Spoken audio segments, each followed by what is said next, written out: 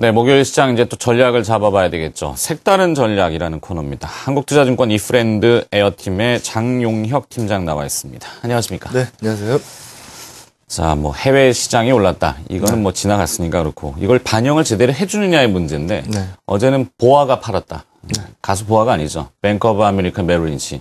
이름이 길어가지고 이 보아가 왜 팔았을까요? 네, 우선 시장 얘기서부터 보고 자세한 얘기는 뒤편에서 거기에 대한 답변을 드리도록 하겠습니다. 먼저 굉장히 답답하시죠?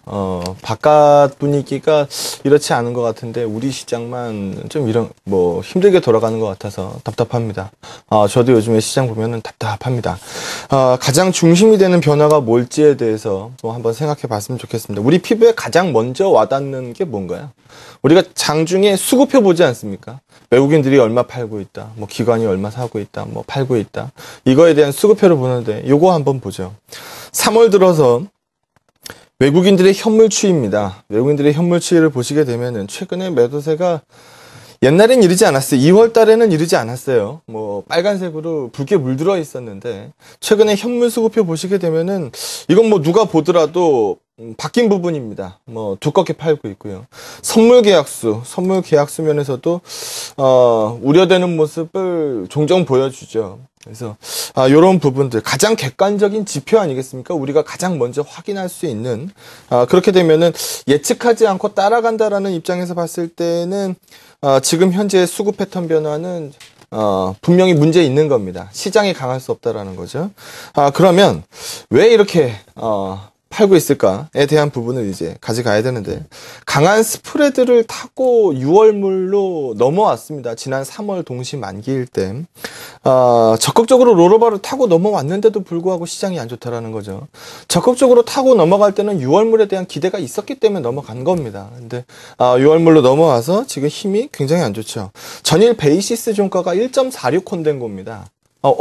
좋네. 이렇게 말씀하실 수도 있는데, 6월 만기가 워낙 많이 남아가지고요. 이론 베이시스 자체가 높습니다. 지금 이론 베이시스가 1.48 된 건데, 그러면 괴리도를 보자는 얘기죠. 괴리도가 마이너스입니다. 0.02p 마이너스인데, 6월물까지 강하게 잔고가 타고 넘어왔으면, 이제 지금 순차익 거래 잔고가 4조 7,500억인데, 두꺼운 잔고는 계속되는 부담 아니겠습니까? 그래서 부담감이 지워진 상황이니까 프로그램 매도가 나갈 거다. 그래서 자료를 한번 보시면은요. 얼마나 나가는데? 라는 부분으로 한번 보여드리겠습니다. 괴리도가 마이너스를 찍었으면 우선 당장 차익 거래서부터 물건이 나가죠. 근데 보시는 것처럼 차익 거래가 두껍게 나가고 있는 상황은 아닙니다. 어제 500억 정도 나가긴 했는데 두껍진 않죠. 오히려 비차익 거래로 종종 두껍게 나갑니다. 이건 바스켓으로 파는 거 아니겠습니까? 그래서 괴리도 부분을 물론 상관이 있습니다만 크게 개의치 않고 주관적인 판단이 꽤 많이 들어가는 계정입니다. 두껍게 팔고 있어서 여기에 대한 이유를 찾아보자라고 보시면 될 것 같습니다. 일부는 삼성전자 때문에 그런 것 같다라고 얘기들을 많이 합니다. 삼성전자가 갤럭시 S4 언팩 이벤트가 소멸됐고요. FTSE 리밸런싱 때문에 매물도 꽤 있었고요. 삼성전자 중심 매도가 시가총액 1위, 거래소 기준으로 봤을 때 거의 19% 가까이 나오니까 이런 부분들이 분명히 부담이었을 겁니다. 그런데 저는 환율 부분 때문이라고 봅니다. 원달러의 최근 환율 환경을 한번 보시죠. 작년 중반 이후에 공통된 모습은 달러 인덱스는 좀 약화됐었고요. 지금 원달러 같은 경우에는 지속적으로 강세로 갔습니다. 그러니까 원달러 환율이 빠졌다는 거죠.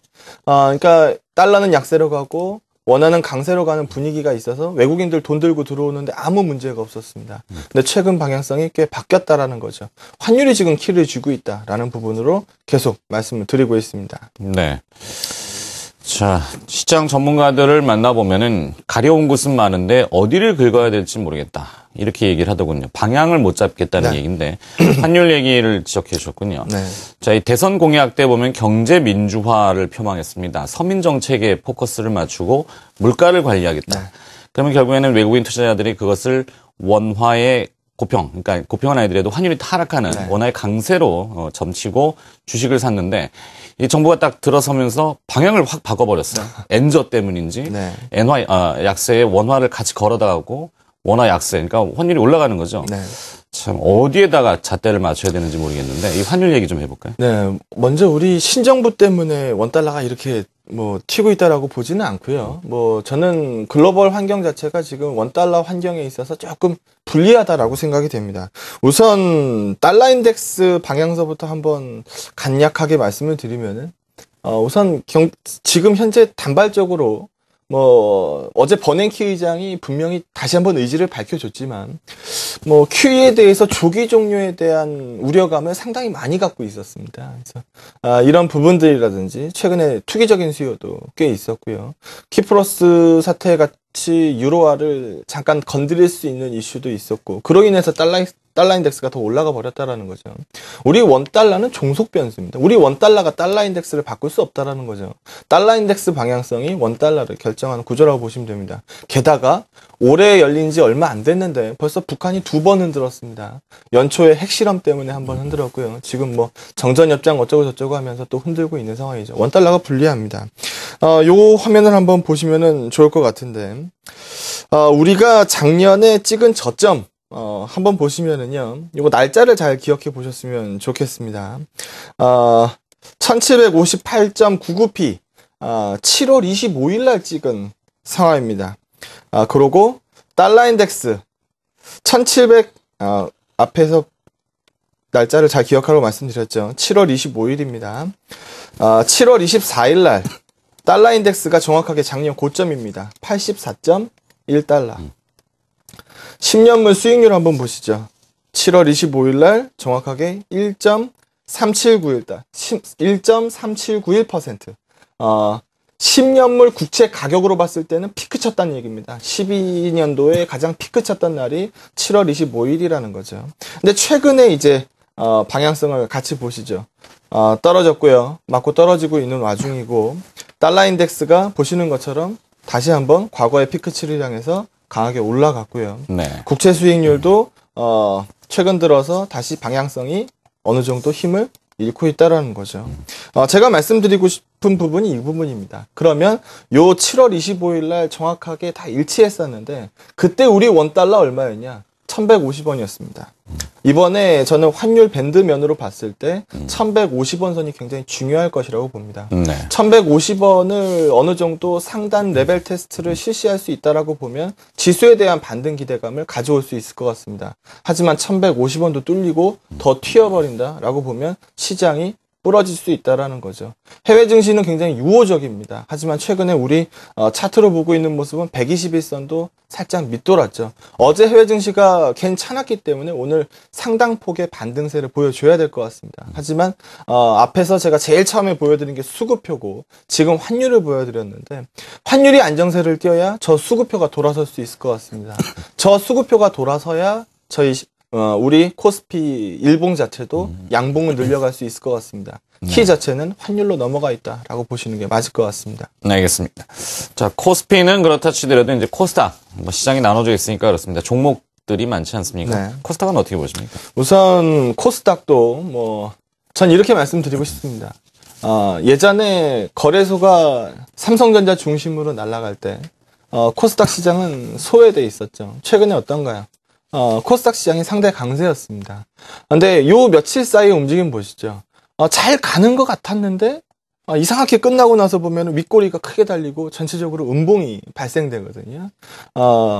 삼성전자가 부러져 버리면 코스닥도 없습니다. 거래소 안 되면 거래소가 꺾여 버리면은 그러니까 거래소가 탄력성을 잃어버리는 것까지는 좋은데 거래소가 부러져 버리면 어렵다라는 거거든요. 거래소 부러진 상황에서 코스닥 혼자 좋을 수 있겠습니까? 어렵다라고 봅니다. 거래소가 살아나야, 거래소가 버텨줘야 그나마 코스닥 쪽에서 수익률 게임도 가능하다라는 거죠. 제가 아까 환율으로 말씀드렸습니다. 만약에 이 환율 부분에서 우리의 시그널을 지켜준다라고 보면은 코스닥 지수, 지금 차트에서 보시는 것처럼 2009년 이후에 지겨운 박스 상단이 550p입니다.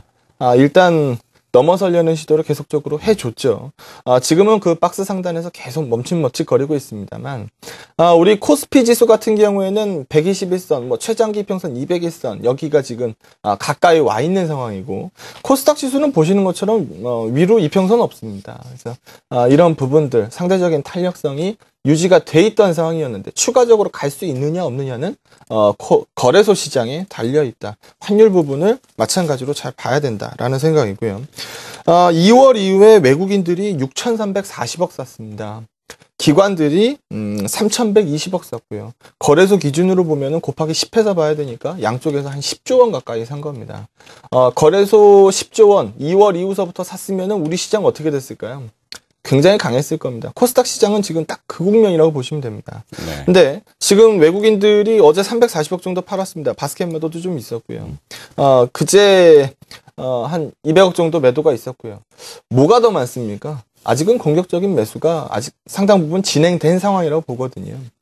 이런 부분들 놓고 봤을 때 거래소 무너지지 않는 한 코스닥 시장의 강세는 어느 정도 점쳐도 좋을 것 같습니다. 전제 사항을 계속 말씀드리죠. 네. 원달러 상황이 다시 한번 안정구조로 들어가서 거래소의 수급표, 외국인들 수급표를 돌려줄 수 있고 삼성전자 반등세가 실리게 돼서 거래소가 안정되면 안정되는 거래소보다 코스닥의 탄력성이 더 좋을 거라는 겁니다. 단 부러지면 코스닥도 없다라는 거죠. 가장 우리가 피부로 와서 봐야 되는 부분 환율, 그리고 수급표 이 부분에 대해서 말씀을 계속 드리도록 하겠습니다. 공이 커 보이지 않는 것 같습니다. 홈런 타자들 공 잘 칠 때는 공이 정말 커 보인다고 합니다.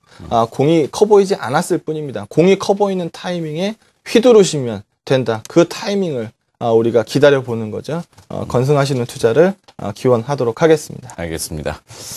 자, 공이 있느냐 없느냐 뭐 있어야 칠 거 아닙니까? 네. 자꾸 그거는 문제가 아니고 공은 있다, 일단 뭐 있다 이렇게 좀 정리하죠. 색다른 전략이었습니다. 한국투자증권 이프렌드 에어는 뭡니까 근데? 방송입니다. 우리 한국투자증권에서 예. 진행하는 무료 시청자 방송이거든요. 그렇군요. 그래서, 네. 예, 이프렌드 에어 장용혁 팀장이었습니다. 고맙습니다. 네, 고맙습니다.